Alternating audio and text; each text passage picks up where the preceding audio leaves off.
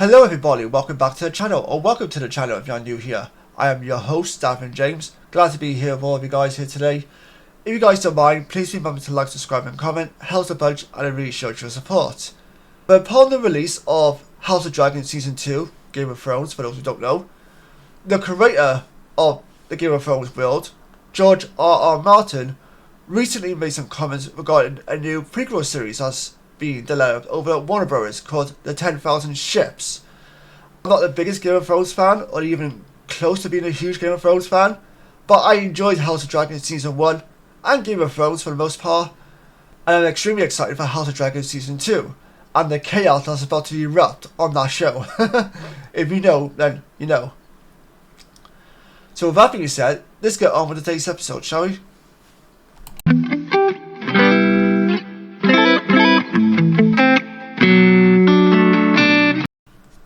George R.R. Martin reveals a scrapped Game of Thrones prequel idea has been revived. George has also confirmed that the 10,000 Ships prequel, which is what he's representing here, has a new writer, which everybody's very excited about apparently, so that's good news. Game of Thrones fans prepare for the Season 2 premiere of House of Dragon this Sunday, which I'm very excited about.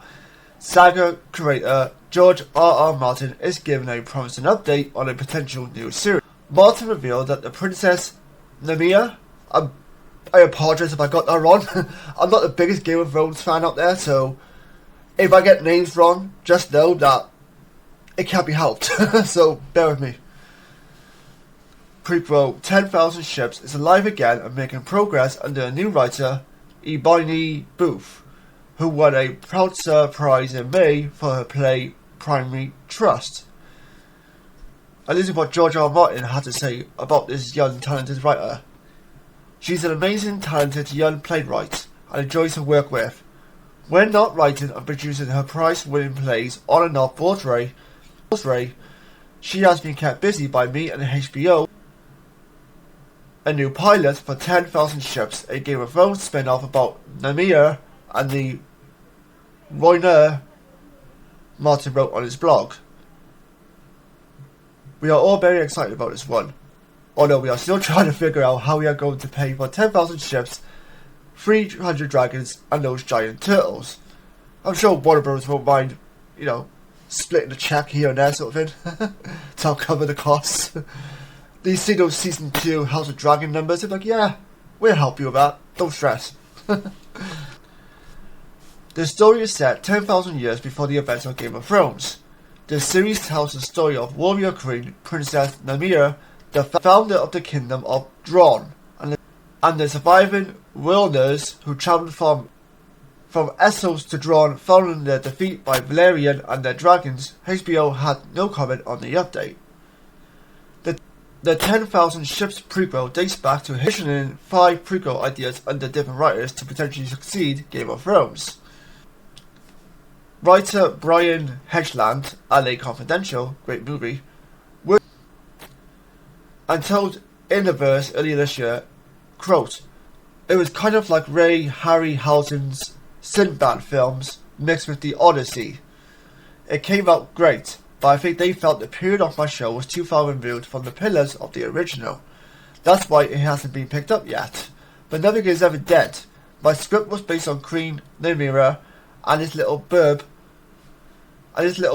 about her that was in a Restro's Ecopedia." Hope I got it right anyway. Wikipedia, Ecopedia. Essentially, it was the story of Moses, but swapping him out for Nymeria, her country gets ruined and her people are forced to live on the water, which is why the show was called 10,000 Ships. They end up having to leave and find a new home, like the Israels leaving Egypt. She's leading all these people, trying to hold everyone together. They are always in danger of falling apart as they travel around a fictionalized version of the Mediterranean. I don't know how the hell you pronounce that. If I got it wrong, I don't care. That's just non-English right there, basically. Looking for a new home to settle in. Their life, however, was nomadic, living in a raft city that was bound together, this big floating city. Even end corporate belt tightening, some ideas being shelved, like the Jon Snow prequel. Personally, I'm fine with the Jon Snow prequel being shelved. That didn't matter to me too much. I know some people are very furious about that, like the die-hard fans of Game of Thrones were very upset about the idea of this prequel series, the Jon Snow one, being shelved. Again, I'm not the biggest Game of Thrones fan, so I don't really care too much. I don't mind the Jon Snow character, have nothing against the character at all. I liked him in the Game of Thrones series. But I'm more interested in world building, in a sense. Introducing me to more newer characters and newer locations and newer stories to tell. Yes, okay, you could argue that the Jon Snow prequel series would be somewhat of a newer story, because we don't know much about his origins as such. A little bit, but not much, at least to my knowledge anyway. If I'm wrong, obviously correct me. But for me, I'm more interested in, okay, what else you got? But to me, I'd rather sacrifice, say, the Jon Snow prequel in favour of getting more newer stories about cities, dragons, characters that we've not yet known about or seen explored in the Game of Thrones universe. So that way, I'm in favour of this Jon Snow prequel being shelved.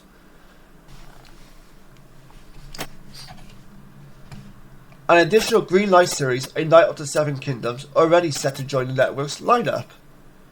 A Knight of the Seven Kingdoms has gotten a few updates recently, with its lead actors, cast and Black Mirror director Owen Harris coming on board. So that's cool right there. So we got more spin-offs coming. When Game of Thrones House of Dragon was announced, or just House of Dragon, I was like, oh for God's sakes, just let this franchise go away. I don't know why I felt that way.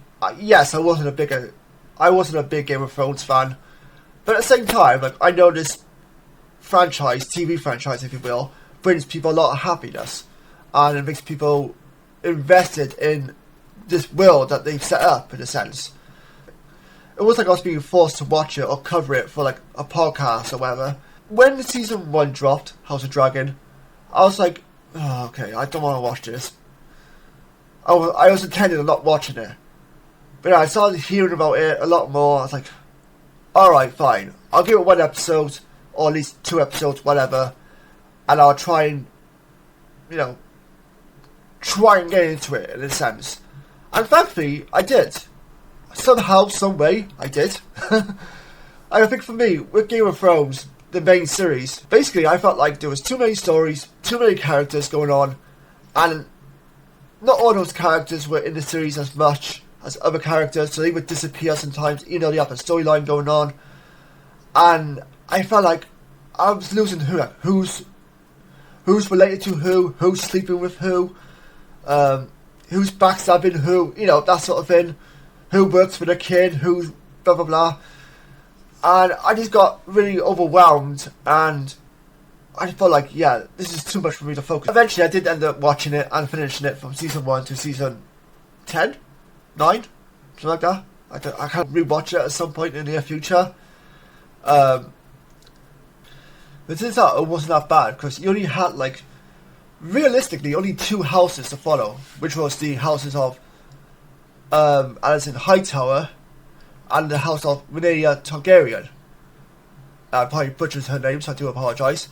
And yeah, you have some other side characters as well that come into the story, but for the most part, it's pretty simple and easy to follow, and the houses are easy to remember. Like, you got Team Black, who are Rhaenyra, and you also Team Green, Alicent Hightower. It's mostly focused on those 2 individuals from when they were younger to when they eventually grow up and become princesses and queens of the kingdom. So I found that really easy and simple to follow along. But long story short, I am very much open to more Game of Thrones content, especially with these more, especially if it's going to focus on world building, in a sense, introduce us to new characters, new cities, and etc, etc. This is simple and not over complicated. Like, you got this many houses, these many characters, and storylines and whatnot. As long as it's easy for me to follow, I don't get too overwhelmed or too confused on who's who, blah blah blah, I'll be fine with it. I can't say I have any excitement for these prequel series, because I don't really know anything about them other than the information I've seen already. and I'm open to them. I'm very interested to see what they're going to be like and where we'll exactly get them. Are you excited for House of Dragon Season 2? Which team are you? Are you Team Green or Team Black? For me personally, I'm just invested in the chaos that's about to erupt. I don't have exactly a team to follow, but I'm interested in the chaos that's about to erupt and the shit that's going to go down, basically. So that's my opinion on the matter. Are you interested in more Game of Thrones spin-offs? What spin-offs would you like to see brought upon HBO and made into a TV series? Overall, let me know your thoughts down below. Until next time, take care, stay safe, and I'll see you guys next time. Bye bye for now.